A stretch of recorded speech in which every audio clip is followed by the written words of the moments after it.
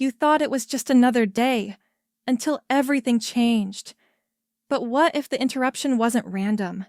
What if grace was breaking in? Uninvited, unexpected, undeniable. Life surprises, but heaven never improvises. This is your reminder. You are seen, known, and deeply loved, even in the detours. Ignite your faith. Live with purpose. Welcome to Kingdom Spark. Life Surprises, written by Wendell B. Etienne. Welcome to the Deep Dive. Today we're tackling a piece, it's called Life's Surprises, Navigating the Unexpected Journey by Wendell B. Etienne. Right. And our mission really is to get into this text, not just skim it, but, dig into its specific view on life, on control, or maybe the lack of it, those inevitable surprises, and I think critically, how we actually deal with them. Yeah, how we respond. So the piece starts right off with a big question, something we all think about. How do we actually define life? What's the source text's angle on that? Well, what's interesting is it immediately brings it down to the individual and says pretty clearly, look, every life is unique. Okay. And how you understand your life. That's shaped purely by your experiences. It even calls each experience like an educational book. An educational book. I like that. Yeah, you live through something. Yeah. And there are lessons in it, stuff that shapes your thoughts, who you are, the choices you make later on. That's a really nice way to frame it. So life isn't just one big story, but maybe a whole library of these educational books, each one sort of adding a layer. Exactly. And the source even goes on to say, we're the artisans of our own lives, right? Like we're actively writing our own stories moment by moment. It does. It paints that picture of us having agency, being active creators. But then almost immediately, it hits you with a counterpoint, a pretty sharp one. Oh. It specifically calls out that common idea, that we're the masters on board, or the captains of our souls, the masters of our destiny. It basically labels that whole concept a delusion. Wow, delusion. That's quite a word. You hear so much about like manifesting your destiny or taking control. Why does the text push back so hard? What's this existential reality it talks about? The text argues the basic truth we often miss is that life is just, inherently full of surprises, unexpected things. It uses that phrase, life is not a long, quiet river. Right, which immediately tells you, okay, expect bumps, expect rapids, maybe rocks you didn't see coming. Precisely. And the source is really absolute about this. It says nobody controls these surprises. They just arrive without warning, often unwanted, like finding a hair in the soup. Yeah, that's a vivid image. You didn't ask for it, you don't want it, but there it is. Exactly. But it does say not all surprises are bad, doesn't it? It talks about a sort of dual nature. Yes, definitely. It makes a clear distinction. You have the good surprises, the ones that bring joy, make you laugh, feel like life's amazing, worth living. The really good stuff. Yeah. And then there are the nasty surprises, the ones that can genuinely frighten you, steal your appetite for life, make everything feel uncertain, and the text is blunt. You can't escape this duality. It's part of the deal. It's also got this really stark reminder about how fragile things can be.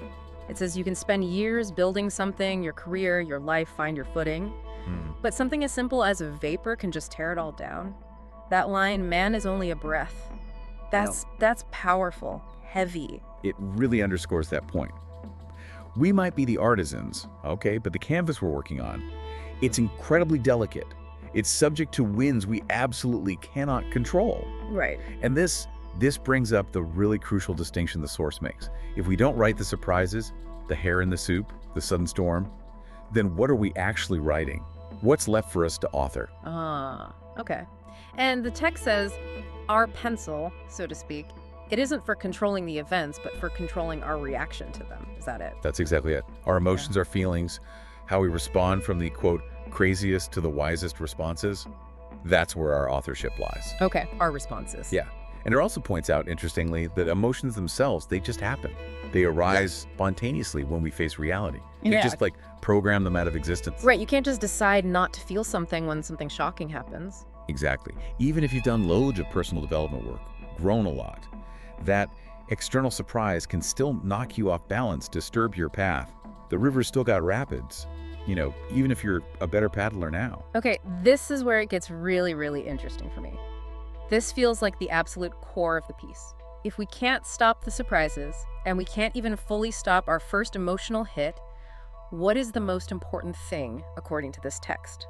The central idea, the thing the source calls the most important thing, isn't the surprise itself, good or bad. It's our attitude towards it. Our attitude. Yes. How we apprehend it, how we process it, and crucially, whether we choose to stay the course and not give up, even when things get turbulent and unexpected. So it's much less about the actual event and way more about our internal stance, our relationship to that event. Does the source talk about different attitudes people might adopt towards this constant uncertainty, like maybe becoming fatalistic? It does touch on that.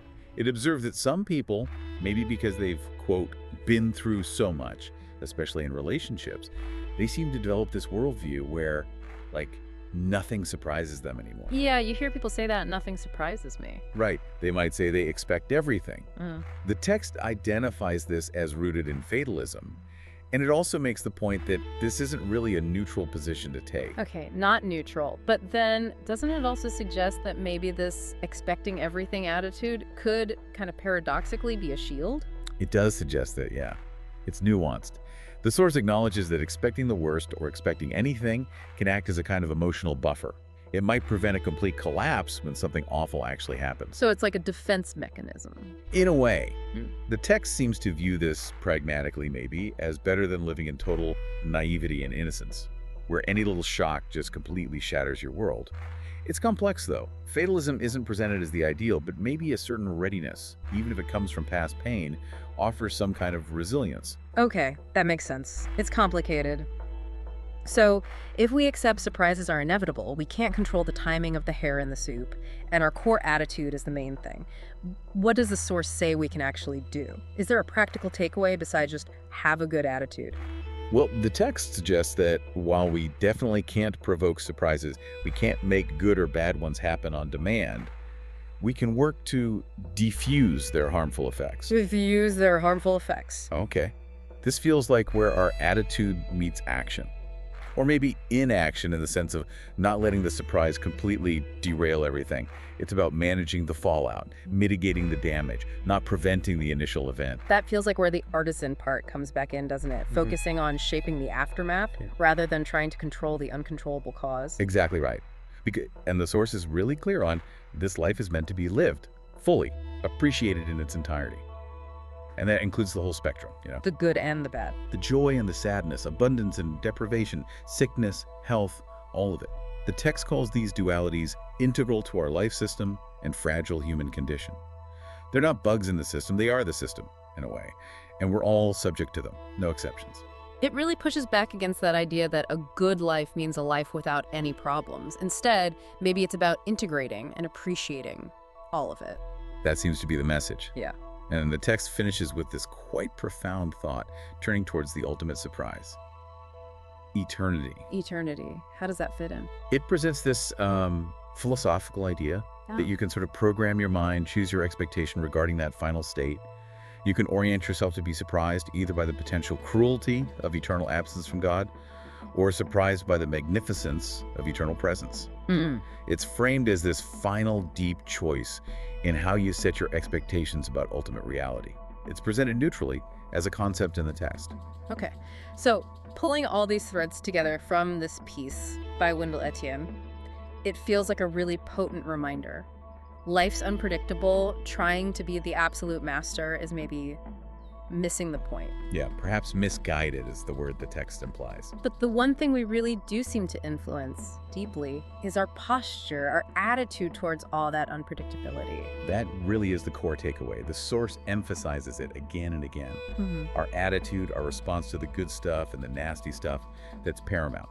It's the critical factor in whether we manage to, stay the course and not just give up when the unexpected hits, because it will hit. So what does this mean for you listening to us talk about this? This deep dive offers a particular lens, doesn't it? A way to view the challenges, the unexpected turns we all face. It really prompts some self-reflection, I think. The source material basically asks you to look at your own life, your own journey, and consider what's your general attitude been towards those bitter surprises, the ones that really stung. And then maybe the tough part, being honest with yourself. If that attitude hasn't always felt constructive, hasn't really served you well, the text kind of nudges you to think, okay, based on these ideas, accepting the dualities, focusing on my internal stance, what part of my approach might need a tweak? What could I adjust? It's definitely something provocative to sit with after we finish here. Thank you for your precious time. Please subscribe to our channel for more content like this.